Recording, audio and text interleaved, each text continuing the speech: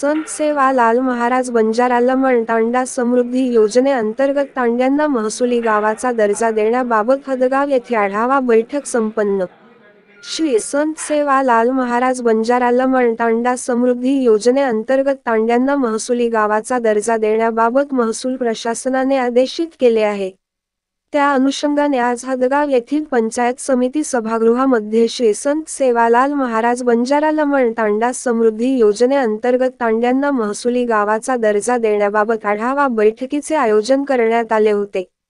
या बैठकीला श्री संत सेवालाल महाराज बंजारा लमण तांडा समृद्धी योजनेचे अशासकीय सदस्य प्रकाश राठोड तसेच हदगावचे तहसीलदार विनोद गुंडमवार, हदगावचे गट विकास अधिकारी कैलास बळवंत व तालुक्यातील सर्व मंडळ अधिकारी, तलाठी, सरपंच, ग्रामसेवक व तालुक्यातील बंजारा समाजातील प्रतिष्ठित नागरिक यावेळी मोठ्या प्रमाणात उपस्थित होते। यावेळी प्रकाश राठोड यांनी श्री संत सेवालाल महाराज बंजारा लमण तांडा समृद्धी योजनेची माहिती सांगितली आहे। त्यानंतर त्यांनी पत्रकारांशी संवाद साधला आहे। आज संत सेवालाल महाराज तांडा समृद्धी योजनेच्या संदर्भात तालुक्यातील आढावा बैठकीस माननीय गट विकास अधिकारी बळवंत साहेब आणि माननीय तालुक्याचे तहसीलदार विनोदजी गुंडमवार साहेब व तालुक्यातील सर्व तलाठी बंधू, ग्रामसेवक, सरपंच आणि काही प्रतिष्ठित गावातील तांड्यातील नायक आणि कारभारी याच्या बैठकीला उपस्थित होते।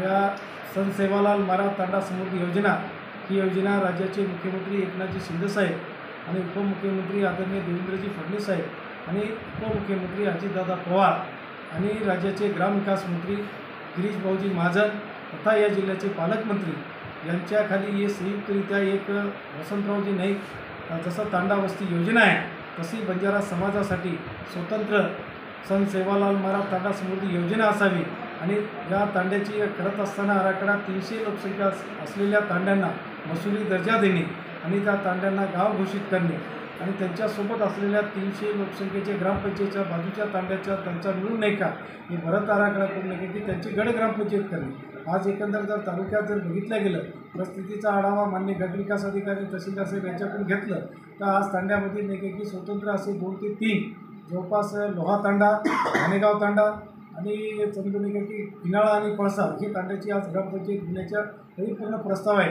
आणखी लवकरच माननीय तहसीलदार साहेब आणि गट विकास अधिकारी तलाठी यांच्या माध्यमांनी त्यांचा ठोस नकाशा तयार करणे, ठोस नकाशा तयार करून महसूल दर्जा करून काही गट ग्रामपंचायत कशा पद्धतीने साधारणतः जर हे हदगाव तालुक्याचा आराखडा बघितल्याच्या नंतर आज त्या एकंदर परिस्थितीमध्ये 15 ते 20 नवीन ग्रामपंचायत होऊ शकतात। 25चा जवळपास नाही की हे महसूल गाव हे घोषित होऊ शकते। या योजनेसाठी पहिल्यांदा देशाचे पंतप्रधान नरेंद्रभाई मोदी साहेब यांच्या आशीर्वादाने तांडा डेव्हलपमेंट कॉर्पोरेशन झाला।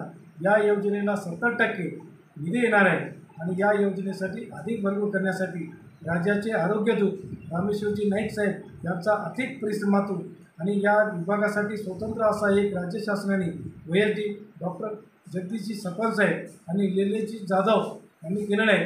आणि दुसरी गोष्ट एक अतिशय आनंदाची गोष्ट आहे, नांदेडचे भूमिपुत्र असलेले राज्याचे उपसचिव पंडितजी जाधव यांच्या सर्वांच्या अथक परिश्रमातून ही योजना त्या तांड्याच्या मूलभूत तांड्यापर्यंत पोहोचणं आणि शासन आपल्या दारी जसं शासनाच्या या योजना तांड्यापर्यंत पोहोचून ही तांड्याची निश्चित या योजनेने एक सोनेरी पहाड घेऊन आलेले आहे। या योजनेने अधिक तांडे महसूल होतील आणि राज्य शासनाचे केंद्र शासनाचा अधिक पैसा या ठिकाणी यावं याची जनजागृती संवाद यात्रा सांगण्यासाठी हा मागील माझा 1 महिन्यापासून प्रवास चालू आहे।